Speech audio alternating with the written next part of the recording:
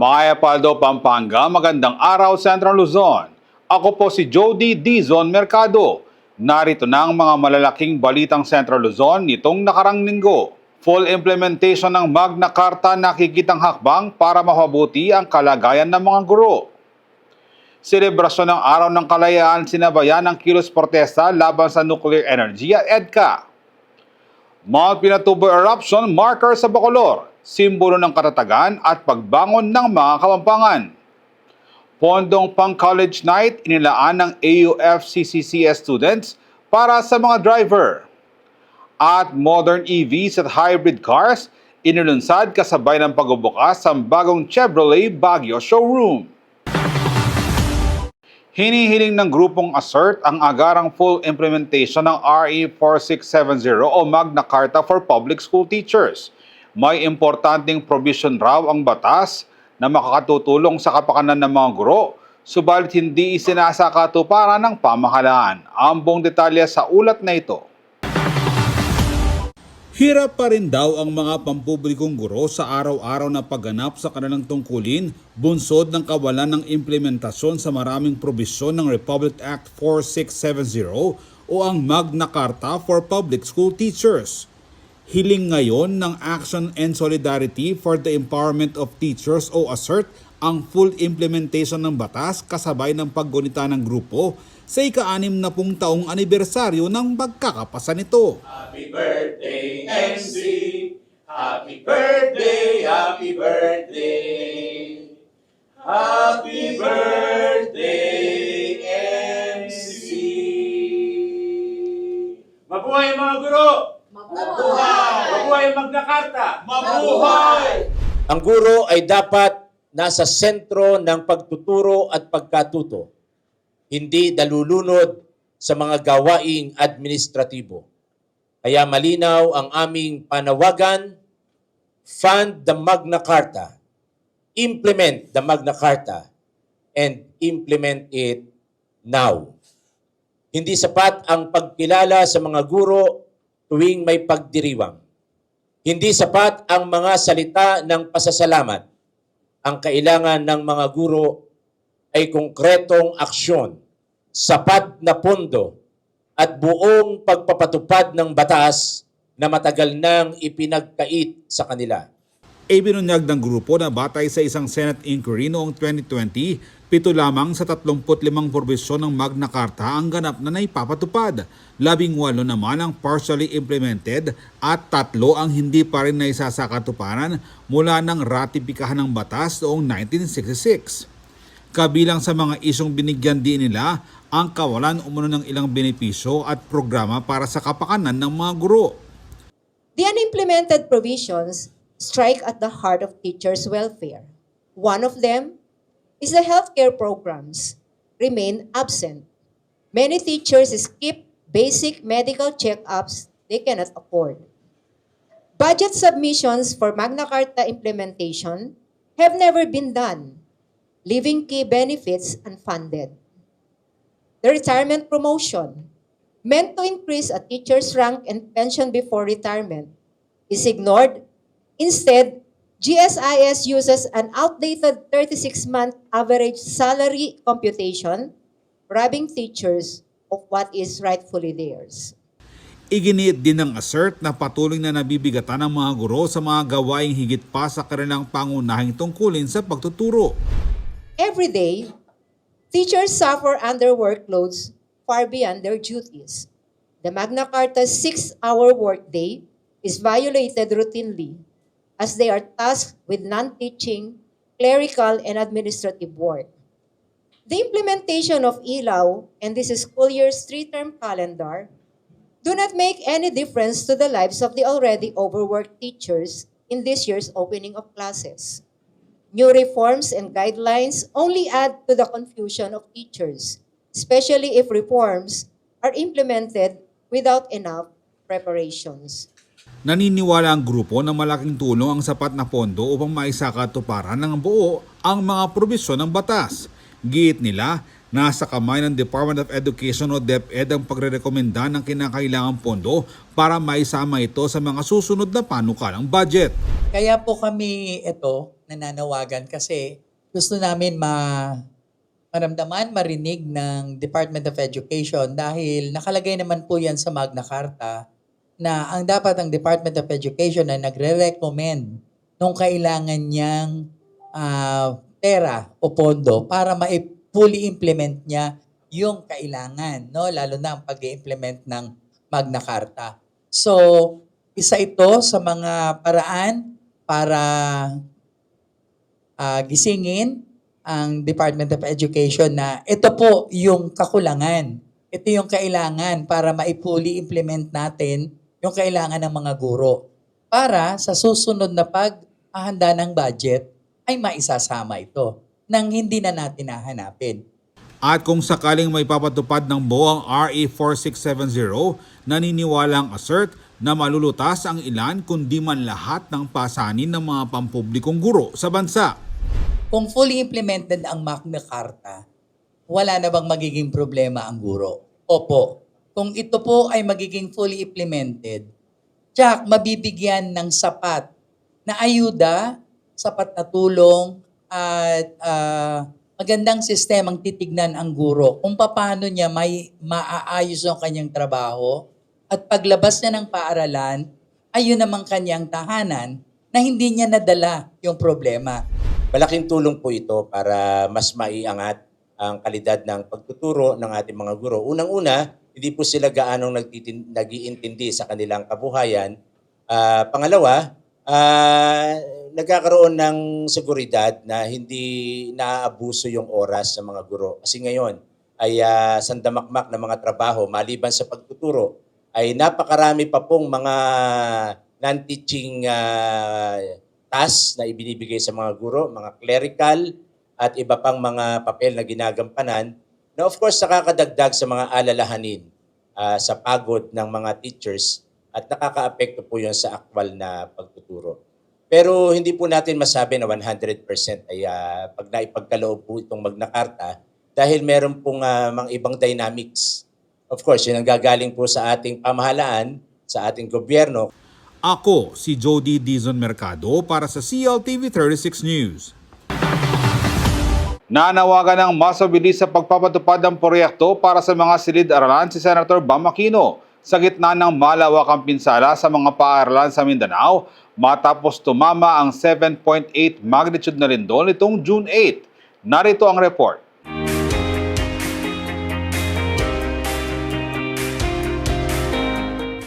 Matinding pinsala ang iniwan ng magnitude 7.8 na lindol sa Mindanao at sa gitna nito, nananawagan ng pananagutan si Senator Bam Aquino sa mabagal na implementasyon ng 67 million pesos classroom building program ng gobyerno, lalo na't mahigit 1,000 silid-aralan ang nasira ng lindol na nagpalala pa sa kakulangan ng mga paaralan sa bansa.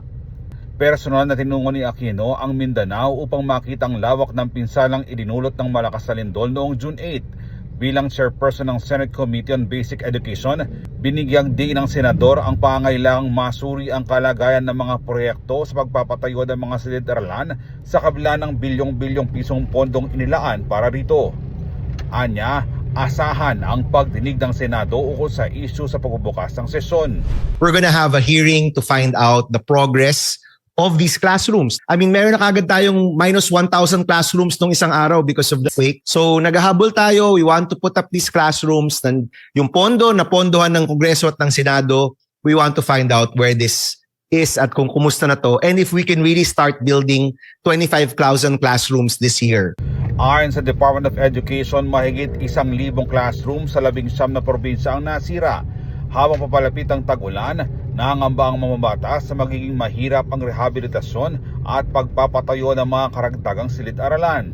Sa kabila ng record high na 1.34 trillion pesos sa budget para sa edukasyon, kabilang ang 67 billion pesos na nakalaan para sa 25,000 bagong classrooms, nananatiling mabagal umano ang deployment ng pondo sa mga lugar na pinaka-nangangailangan nito. Yung isa na gusto ho naming tingnan is to look into the classroom building progress in our country. Because I've been going around A number of mayors have also talked to me and mabagal yung deployment nung 67 billion peso na inallocate namin para sa classrooms. Magsisimula na yung rainy season, kapag umuulan na, it gets harder to build. So we're hoping this can be fast-tracked and before the end of the year. Pinaka-apektado ang South Cotabato, North Cotabato at Sultan Kudarat. Tinatayang aabot sa hindi bababa sa 245.8 million pesos ang kailangan para sa agarang paglilinis sa mga guho at pagkukumpuni ng mga nasirang paaralan. Giit ni Aquino, hindi dapat maging hadlang ang burokrasya sa kaligtasan at kinabukasan ng mga kabataang Pilipino. Ito yung isa sa mga priorities po natin to check on that budget, to make sure na nagagamit siya ng tama, to make sure na mabilis yung deployment niya. No? Kasi currently, ang report sa amin ay mabagal yung deployment. You can imagine the trauma na pagdadaanan ng mga bata. No? So, ang raming kailangan gawin. Government needs to come in, act fast. No? Yung pagbibigay ng pondo para ma-repair yung mga classroom or para gumawa ng mga bagong classroom, kailangan mabilis. And one of the priorities of our committee is also to check yung nakalaan na 67 billion pesos for 25,000 or so classrooms. Bumalik tayo sa isang Senado na nagtatrabaho, na gumagawa ng mga reforma para sa Pilipino at hindi na yung puro conflict, puro away, puro drama. Bumalik tayo sa pagtulong sa taong bayan.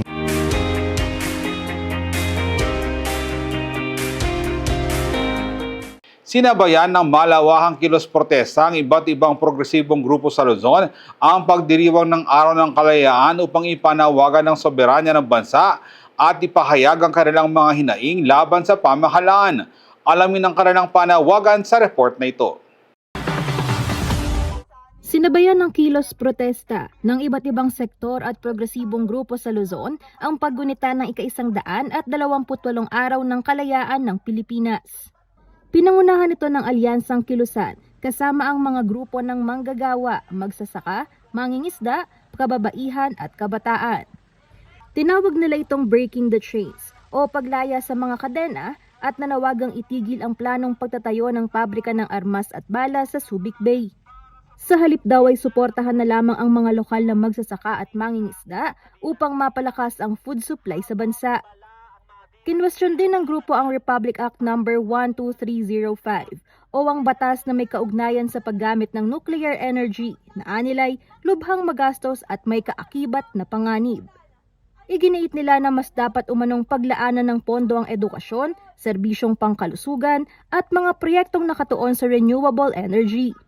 Bukod dito, tinuligsa rin ng grupo ang pagpapalawak ng presensya ng American troops sa bansa at ang pagbuwag sa pasilidad na itinayo sa ilalim ng Enhanced Defense Cooperation Agreement o EDCA. Binigyang diin ng Kilusan na inilalagay lamang nito sa panganib ang Pilipinas sakaling lumala ang tensyon sa rehiyon. Samantala, nananawagan din ng grupo para sa mas malalim na pakikipagtulungan sa mga karatig bansa sa Southeast Asia at isulong ang isang ASEAN Marine Peace Park sa West Philippine Sea. Sa kabuuan, layon daw ng Kilusan na isulong ang pambansang soberanya, kapayapaan at mga economic reform na nakasandig sa pagpapaunlad ng agrikultura at industriya para sa kapakinabangan ng mamamayan. Kasama si Raymond Tasoy, Angelica Cara, CLTV 36 News.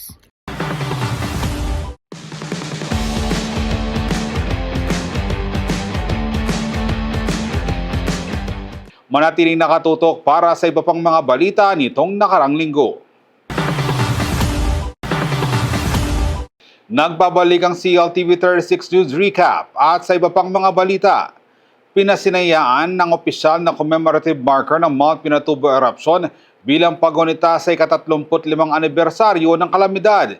Inilalarawan ng pananda ang pagkalugmok at muling pagbangon ng mga Kapampangan matapos ang trahedya. Silipin sa report na ito.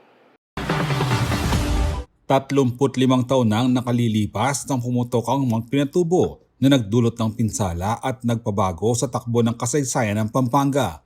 Pero mula sa trahedya, tinatamasa na ngayon ng mga Kapampangan ng ginhawang bunga ng kanilang katatagan at pagbangon. Bilang paggunita sa mahalagang bahagi ng kasaysayan ng lalawigan, pinasinayaan ang Mount Pinatubo Eruption Commemorative Marker sa San Guillermo Parish Church sa Bacolor, Pampanga nitong June 14. Proyekto ito ng Arts, Culture and Tourism Office of Pampanga, katuwang ang Bacolor LGU, Foundation for Lingap Kapampangan Incorporated o FLKI, Center for Kapampangan Studies, Holy Angel University at ang parokya ni San Guillermo.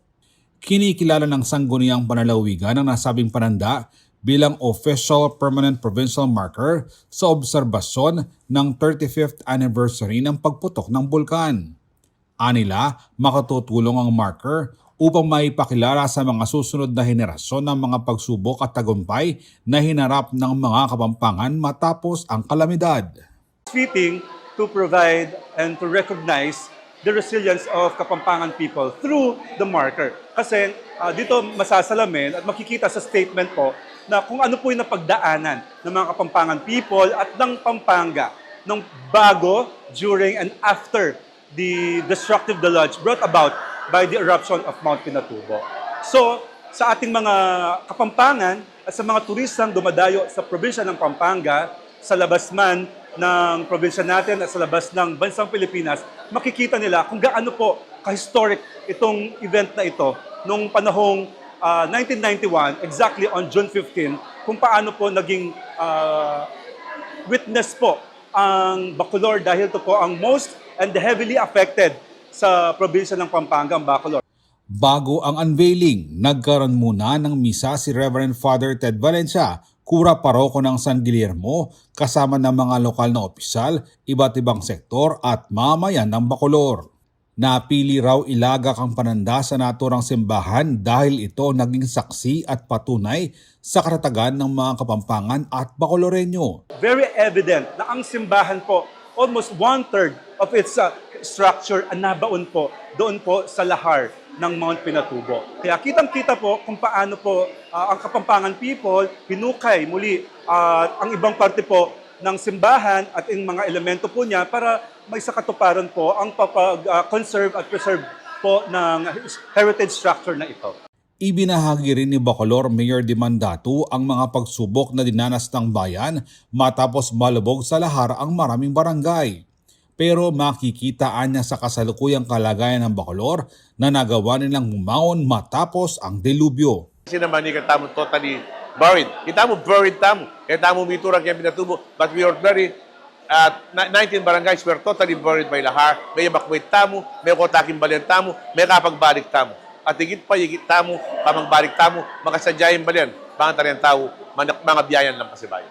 Lubos ang pasasalamat ng lokal na pamahalaan sa marker na inilagay sa Bacolor na ngayon ay nakakalasap na ng kaunlaran ilang dekada matapos ang trahedya. In your own eyes, akakit mo yung balian tamo ngayon eh.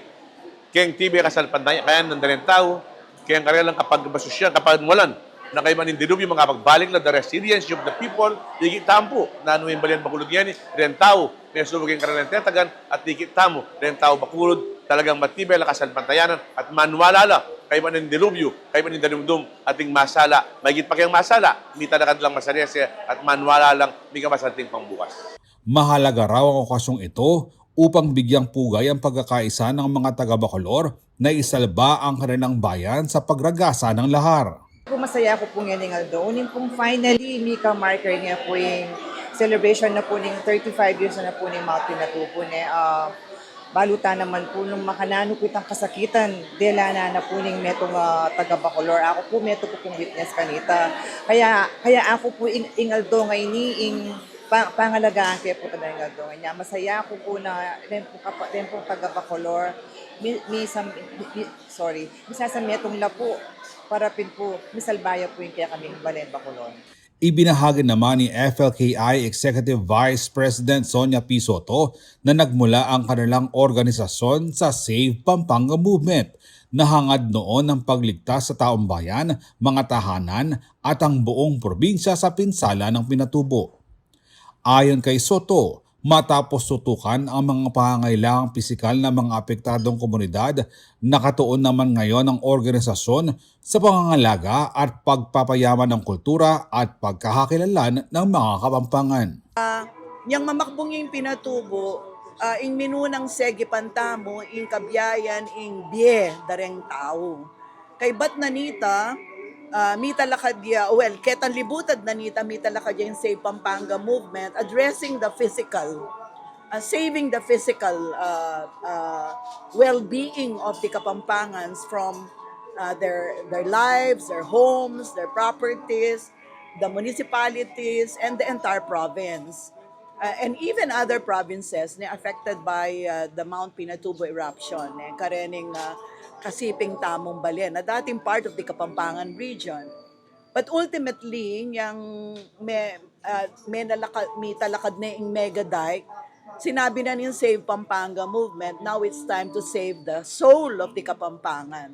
Patuloy raw nakikilos ang FLKI upang magsulong kundi man suportahan ang mga gawain kasama ng gobyerno at iba pang sektor upang mapayaman palalo ang kultura at kasaysayan. And the soul of the Kapampangan, which the Save Pampanga movement was referring to, was culture, in kultura. Kasi sabi dapin, nung alang kultura, alayang kaladua, ing metong Kapampangan, alayang kaladua, ing kakatamang Balen. Nyapin today, ing Foundation for Lingap Kapampangan, ing kayang pasalamatan na physically we were saved, but it continues to devote its time and resources to saving Kapampangan culture. Ako si Jody Dizon Mercado para sa CLTV 36 News. Naging makasaysayan ang ika-128 araw ng kalayaan ng Pilipinas matapos magkaisa ang mga lokal na pinuno at Pakistan community sa bansa sa isang inorganisang programa sa Lubao, Pampanga. Ang buong detalye sa ulat na ito.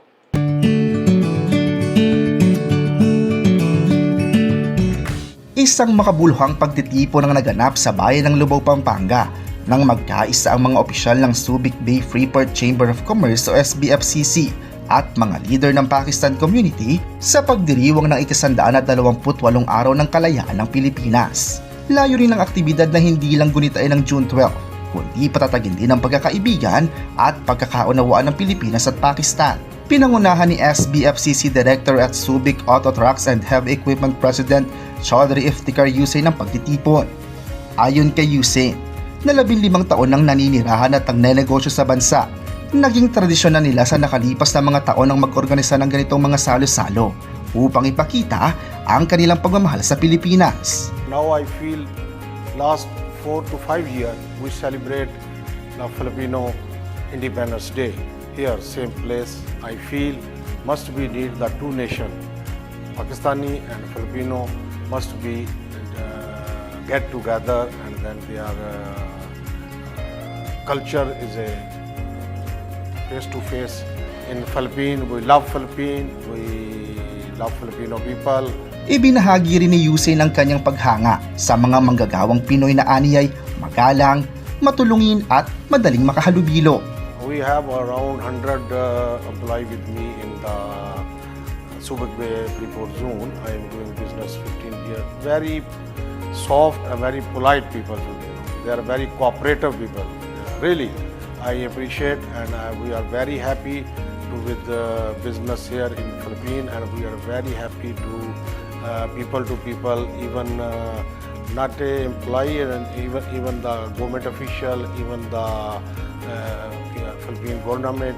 Everywhere we have the very easily for us for foreigner is a very easily do business here. No any problem create the problem for us. Bilang tagapangulo ng foreign investment sa SBFCC, patuloy niyang hinihikayat ang iba pang dayuhang mamumuhuna na magnegosyo sa Pilipinas dahil sa magandang pakikitungo ng mga tao at ng pamahalaan sa mga negosyante. Samantala, dumalo rin sa programa at nagpaabot ng kanyang suporta si SBFCC President Benjamin Antonio III. Kapuri-puri daw ang pagkilos ng Pakistan community sa pag-oorganisa ng ganitong pagtitipon bilang paggalang sa kalayaan ng bansa.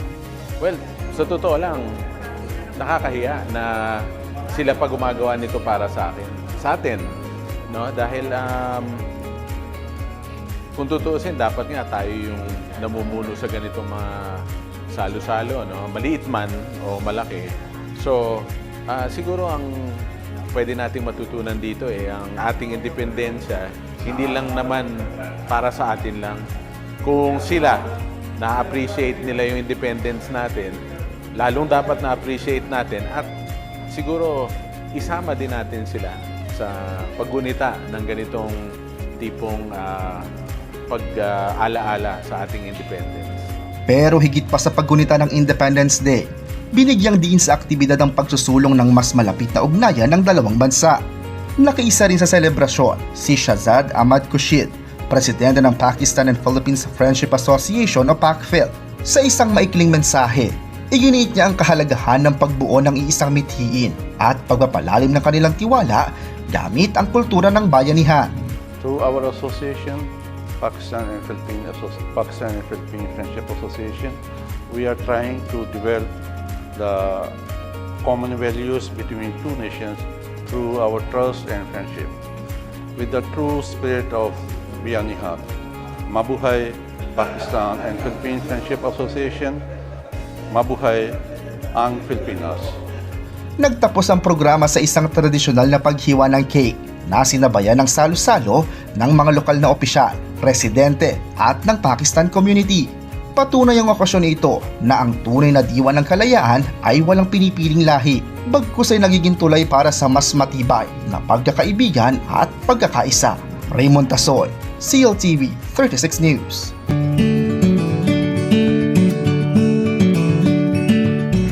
Aabot sa higit 100 transport at delivery drivers ang nakatanggap ng tulong mula sa outreach program ng Angeles University Foundation College of Computer Studies matapos silang ilaan dito ang pondong para dapat sa kanilang taunang College Night Celebration.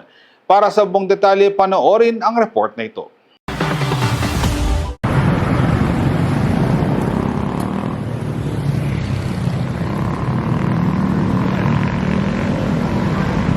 Ito pong initiative namin, katuwang sa biyahe Fueling Heroes on the Road. Ang goal namin, so mabigyan po, matulungan yung mga drivers, mga jeepney drivers, mga Grab drivers. Kahit a little bit of support lang from us. Yung core values po namin, yung pagiging mabuti, magaling. Ito yung nag-inspire sa amin to do this. It's our way of saying thank you to them kasi sila yung mga heroes on the road eh. Sila po yung mga lagi natin kasama throughout our journey. And kahit papaano, sana malighten yung load nila and makatulong kami sa kanila. And actually, in response po dun sa nagkaroon ng memorandum regarding LCOP. So, meron po kaming mga events na hindi na namin natuloy, gaya po ng aming college night. Pero, in replace of that, we thought of something po na mas magiging beneficial at makakatulong din sa economy. So, we tried to do something, a little gesture po. I believe yung acts of gratitude po na ito. Kahit makakapagbigay kami ng small things like yung 5 kilo sack of rice, mamimigay po kami ng 100 of these eh. Kasama po yan ng mga a bottle of water tsaka simple refreshments. Pakatulong po sa kanila throughout their journey. Talagang maging katuwang nila kami sa biyahe. Okay, through this project, we would like to instill the core values of AUF to become mabuti, magaling at may malasakit sa kapwa. So our college student council students, so instead of having a college night party, they opted to actually have this donation drive to our jeepney drivers, to Grab drivers, so that in a way it will help our drivers to lessen their burden in terms of the increasing price of fuel. So in this simple way, our students was able to do this project so that it will help the community. Konti na lang yung booking, kaya malaking tulong talaga itong bigas na para sa amin. Sana marami pa kayong matulungan kagaya naming mga rider. Malaking tulong na to sa pamilya ko. Ito nga po, malaking tulong po yung naibigay nyo for bigas po. Thank you po sa biyayang binigay nyo. Malaking tulong po sa amin. Maraming po salamat. Ayan, sana po itong event natin, itong initiative, mag-spark pa to. And hopefully, ma-inspire po yung other organizations na gawin din yung ganitong mga initiatives. Kasi po gusto natin yan, no? Lahat po tayo, we're on this journey together. And sana po, throughout this, ma-inspire namin sila na gawin din yung same. Manatiling nakatutok para sa iba pang mga balita nitong nakarang linggo. Nagbabalik ang CLTV 36 News Recap at sa iba pang mga balita. Makatutulong raw ang pagseserbisyo sa simbahan sa paghulman ng mga kabataan na future leaders ng komunidad, gaya ng naging karanasan ng isang bagong ordained na Kapampangang pari. Mali rin daw ang paniniwala ng mga kabataan na mahirap ang buhay sa seminaryo na dahilan ng kanilang pag-aalinlang ang tumugon sa kanilang calling. Kilalanin siya sa ulat na ito. Malaki raw ang naitutulong ng pagsisilbi sa simbahan sa paghubog ng mga kabataang lider at responsabling miyembro ng komunidad. Itong ibinahagi ni Reverend Father Alvin Maniti matapos pangunahan ang kanyang Misa de Gracia o Thanksgiving Mass sa Holy Cross Parish sa Pangbato, Angeles City nitong Martes, June 16. Dinaluhan ng misa ni Archbishop Florentino Lavarias ng Archdiocese of San Fernando, Pampanga, Bishop Rafael Cruz ng Diocese of Baguio, mahigit 40 pari, parishioners at iba pang mga bisita. Ayon kay Maniti, nagsimula siyang magsilbi sa simbahan sa murang edad at dito niya natuklasan ang kanyang bukasyon at kakayahan sa pamumuno. Napaka-importante at napakalaking faktor nung kapag may involvement sa simbahan. Kasi doon ko po nakita at napagtanto na may bukasyon ako. Sa murang edad na 8 years old, doon po ako nagsimula na kung may involvement itong ating mga kabataan sa simbahan, bigyan sila ng mga active roles as members of the altar servers, ng lectors, commentators, at ng iba't ibang organisasyon, magkakaroon po sila ng interest para magsilbi sa Panginoon at sa kanyang simbahan. Ako po isang patotoo na naging leader ako dahil sa simulang pagsisilbi ko sa simbahan, sa ating simbahan. Pero hindi raw naging madali ang kanyang paglalakbay patungo sa pagpapari. Noong 2010, pansamantala siyang lumabas ng seminaryo at nakibahagi sa laban ng kanyang pamilya kaugnay ng usapin sa lupa. There was a year, more than a decade, from 2011 to 2013, meron pong land grabber na pumunta sa amin dito. Kinakamkam yung mga lupa namin, kami po mga tituladong owners. Yun po yung isa sa mga ipinaglaban ko. At doon ko po pinasasalamatan yung Panginoon na pinalabas ako ng seminaryo, hindi dahil ayaw niya ako maging pari, pero pinalabas niya ako ng seminaryo para tulungan yung mga magsasaka. Kasama na po doon yung tatay ko, yung mga tito ko, at alam po ninyo, sa awa ng Diyos, napagtagumpayan po namin. Nanalo po lahat kami sa kaso na isinampa sa amin at nabawi po namin yung lupa namin sa awa ng Diyos at sa tulong na din ng Archdiocese of San Fernando, Pampanga po. Matapos malampasan ng mga pagsubok, muli niyang ipinagpatuloy ang paghahanda sa pagpapari hanggang sa tuluyan siyang maordinahan. Sa pagbabalik tanaw sa kanyang sariling karanasan, ibinahagi ni Maniti ang ilan sa mga hamong kinahaharap ng simbahan sa paghikayat ng mga bagong bokasyon. Isa raw sa mga nakikitang dahilan ng pag-atubli ng ilang kabataan ay ang pananaw na mahihiwalay sila sa makabagong mundo at teknolohiya. Isang dahilan po siguro yung teknolohiya. Kasi akala nila kapag pumasok ng seminaryo, you will be separated from the real world, especially the digital world. Pero alam po ninyo, ganun din yung naramdaman ko nung una. Mahirapan ako, hindi ko kakayanin na walang cellphone, walang gadget, whatsoever. Subalit kabaligtaran daw ang kanyang naging karanasan nang muli siyang bumalik sa seminaryo. Pero to my surprise, pagdating ko sa seminaryo, ang saya-saya pala. Bukod sa nagdarasal, may mga pag-aaral din kami, may banding kami, may sports kami, basketball, volleyball, may mga socialization kami. Very interactive po pala pagpasok sa seminaryo. Kaya wag po kayong magduda na hindi nyo kakayanin na pumasok ng seminaryo. Tupong sa Pangbato, Angeles City si Maniti at pumasok sa seminaryo noong 2003. Nagtapos siya ng philosophy at theology at nagpatuloy ng mas mataas sa pag-aaral sa Catholic University of Louvain sa Belgium. Nagturo rin siya sa Holy Angel University at nakapasa sa licensure examination for teachers noong 2017. Matapos ang mahigit 2 dekadang paghahanda, naordinahan siya bilang pari noong June 9 sa Baguio Cathedral at magsisilbi sa Divine Mercy Parish sa Baguio City. At sa naging proseso anya, naisabuhay raw ang kasabihang pagkahaba-haba man ng prosesyon, sa simbahan din ang tuloy. Pinagnilayan ko nagkaroon po ako ng spiritual direction for the past 2 years while studying at the Catholic University of Louvain. Then, doon ko napagtanto na the good Lord is still calling me. Kaya nga po, this priesthood of mine, it's a 23 year in the making. So kung tutusin, 10 years sa seminaryo lang ang formation. Usually, it took me 23 years. So parang doble yung taon na ginugol ko para maging pare. And isa po akong patotoo dun sa kasabihan na yun.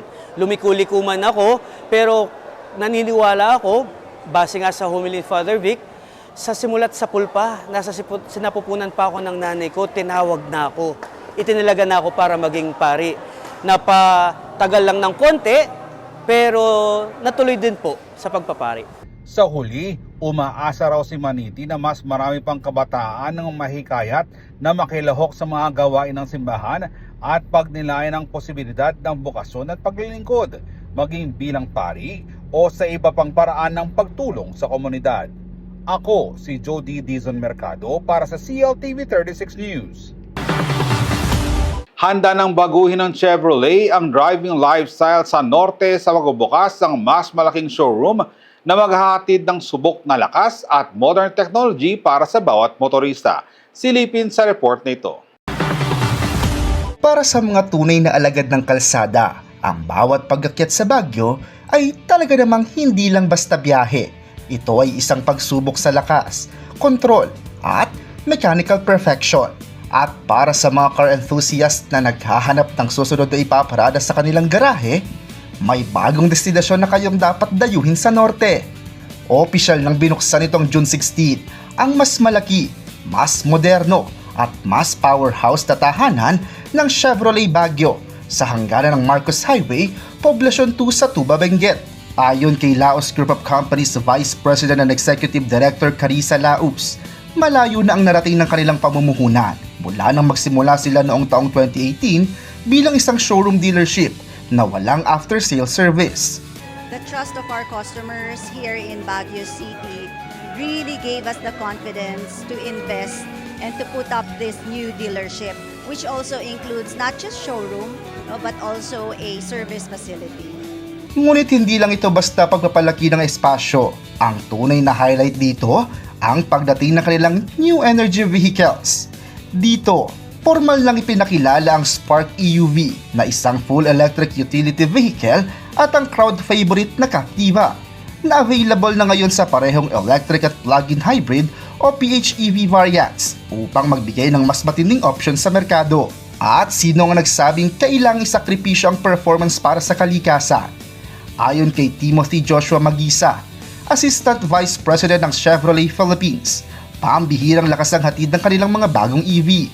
Both of these models come in full EV, so mas mababa yung ating ginagastos to travel. And of course, dahil full EV siya, yung power and torque ng mga sakyan natin is very, very high. Instantaneous siya. Para naman sa mga takot maubusan ng kuryente sa gitna ng long drive, ang Captiva PHEV ang sagot para sa mas smooth at less hassle na biyahe. Pinagsasama na kasi nito ang lakas ng kuryente at fuel efficiency, kung saan ayon sa business manager ng Chevrolet Baguio na si Ian Mejia, so mas malaki yung fuel range niya. Umaabot siya ng 1,015 kilometers yung 0 to 100 namin sa plug-in hybrid at saka yung full tank ng Captiva PHEV.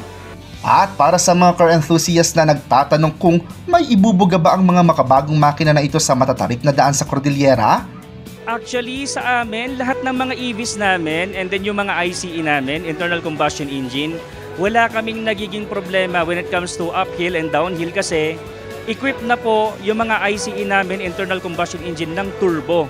So alam naman ho natin pag sinabi nating naka-turbocharge yung sasakyan, mas malakas ang performance. Maging ang lokal na pamahalaan ng Baguio City, aprobado ang lifestyling na ito na may kasamang advokasya para sa kalikasan. Ayon kay City Mayor Benjamin Magalong, malaking tulong ang pagpasok ng mga ganitong klaseng teknolohiya para sa kanilang smart urban mobility system at para sa pangangalaga sa kapaligiran. Isa sa mga programa namin ngayon dito sa siyudad ng Baguio at pati na rin dito sa Tuba area, itong pag-i-improve ng aming air quality. Kaya ako'y natutuwa na ang daming mga car models na electric vehicles at plug-in hybrid. Na yun naman talaga ang aming hinahanap ngayon para talagang magkaroon ng significant na improvement yung aming air quality. Todo suporta rin ng Land Transportation Office sa pamumuno ni Chief Marcus Lacanilaw sa paglago ng automotive industry sa bansa.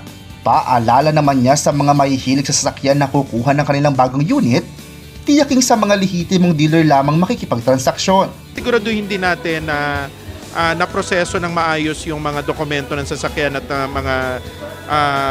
mga dokumento, mga ORCR, plaka. Pag may mga kababayan tayo na hindi nabigyan ng mga ORCR plaka sa tamang araw, ay i-report nila sa LTO. Samantala, para sa mga may pangamba pagdating sa aftermarket support at pyesa ng isang American brand, tinapos na ni Mejia ang lumang isyong ito gamit ang higit isang siglo nilang kasaysayan sa industriya. Yung mga nagtatanong din, may pyesa ba ang Chevrolet? Kasi yun yung isang doubt, no? Meron po tayo, hindi po magtatagal ng more than 100 years ang Chevrolet kung hindi po natin masusuportahan yung pyesa. Isa pa, marami na po tayong mga repeat buyers. Samantala, kung hindi ka pa handang lumipat sa electric vehicles, may regalo pa rin ang Chevy sa mga purist enthusiast. Naghihintay sa inyo ang kanilang inihandang biggest discounts na hanggang 210,000 pesos para sa Captiva Premier at 170,000 pesos naman para sa Chevrolet Groove. Kasama na rito ang all-in down payment promos na swak sa inyong budget. Kaya naman huwag nyo nang palampasin ang pagkakataong ito. Iplano na ang inyong susunod na road trip sa Baguio at silipin ang bagong Chevrolet Baguio Showroom. Raymond Tasoy, CLTV 36 News. Isang kondisyon na madalas hindi nakapansin sa mga batang scoliosis o abnormal na pagkurba ng spine. Upang mapalawak ang access sa maagang screening at rehabilitasyon, nagbukas ang Kineticare ng panibagong center sa City of San Fernando. Para sa iba pang detalye, naritong ulat ni Angelica Cara.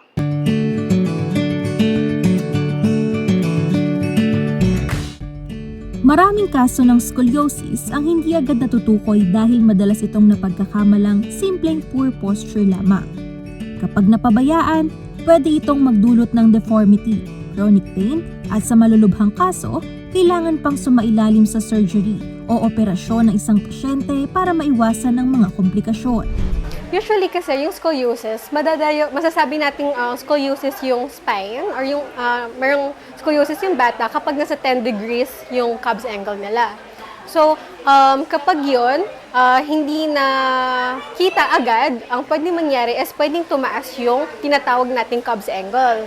Okay? So, kapag yun, lumala at lumaki, pwede tayo magkaroon ng pananakit sa katawan, okay? Sa pagkaiba ng postura ng katawan.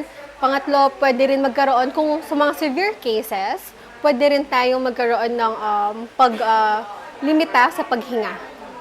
Dahil dito, pinaalala ng mga eksperto ang kahalagahan ng maagang screening at wastong intervention upang maagapan ang paglala nito.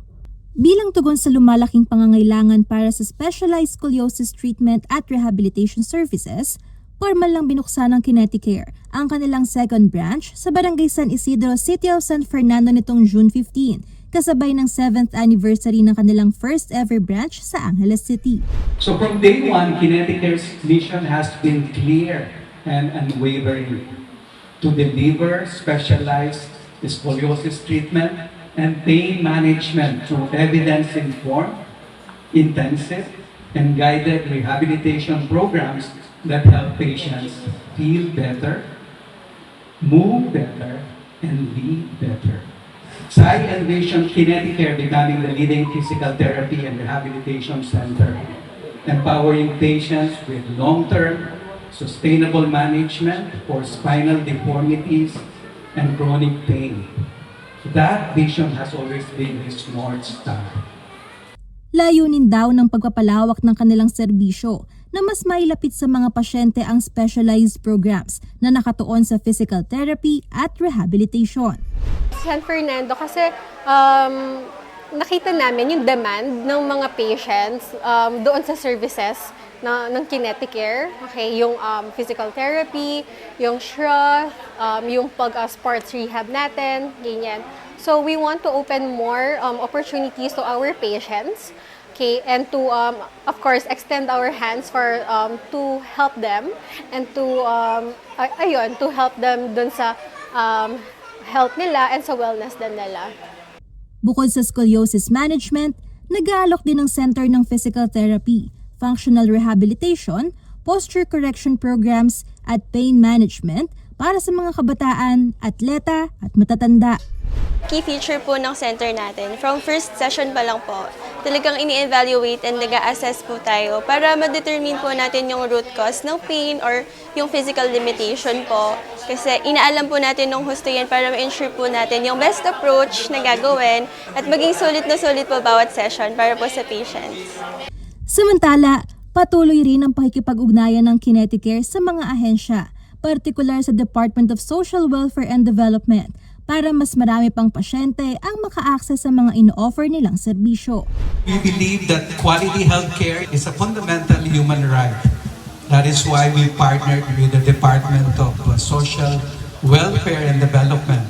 Through this partnership, we proudly accept guarantee letters under the Assistance to Individuals in Crisis Situation or IX program, ensuring low-income families get the world-class treatment they deserve. Bukas ang Kineticare para sa mga nagnanais magpakonsulta o mag-undergo ng therapy sessions na akma sa mga pasyenteng nangangailangan. Sa mga gusto pong magpa-treat dito sa Kineticare Scoliosis and Pain Management Center, we're open 9 a.m. to 7 p.m. Monday to Saturdays. Pwede nyo pong kaming i-follow sa Facebook and Instagram, Kineticare Scoliosis and Pain Management Center. So, i-message nyo lang po kami and kami na pong bahala. Sa pagbubukas ng ikalawang branch nito sa City of San Fernando, umaasa ang Kineticare na mas maraming kaso ng scoliosis at iba pang kondisyon ang matutukoy ng maaga at mabibigyan ng tamang paggamot upang mapabuti ang kalidad ng buhay ng mga pasyente. Angelica Cara, CLTV 36 News.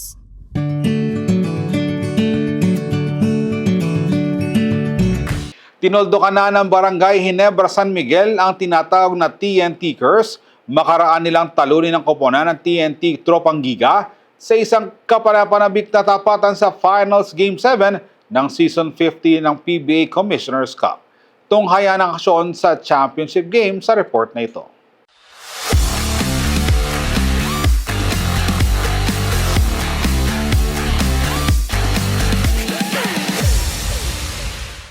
Matapos ang 3 taong paghihirap at sunod-sunod na pagkatalo sa kamay ng tropang 5G, opisyal ng winakasan ng Barangay Ginebra ang tinatawag na TNT curse. Ito ay matapos nilang dominahin ang Game 7 ng PBA Season 50 Commissioner's Cup Finals sa score na 88-76.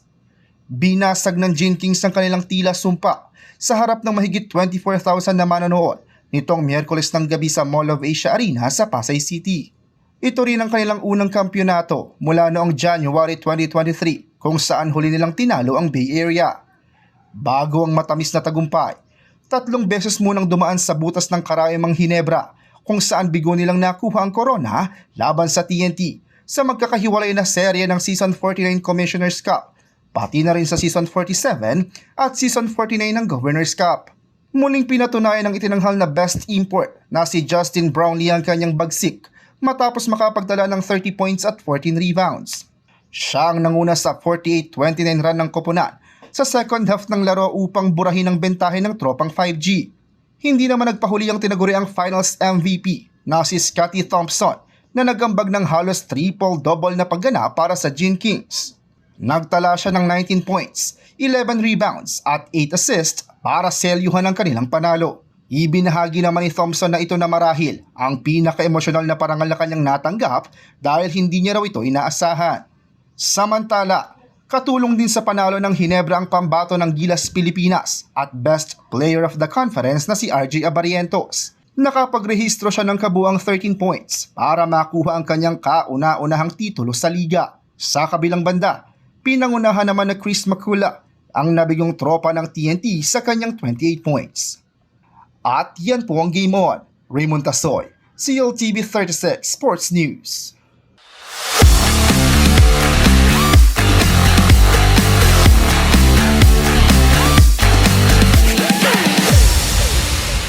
At sa mga balitang nakalap ng CLTV 36 News. Para sa karagdagang detalye, maaari niyong i-follow ang aming social media pages sa Facebook at CLTV 36 Official at CLTV 36 News. Sa X at CLTV 36, Instagram at CLTV 36 Official at sa aming TikTok at CLTV 36 Official. Kung nais yung balikan ang mga programa ng CLTV 36, pwede niyong bisitahin ang aming YouTube channel at CLTV 36 Official at ang aming website na www.cltv36.tv. Mapapanood din ang mga programa ng CLTV 36 nationwide via Signal Channel 115 at sa ating 39 na cable partners. Kasama ang buong pwersa ng CLTV 36, ako po si Jody Dizon Mercado. Maraming salamat po.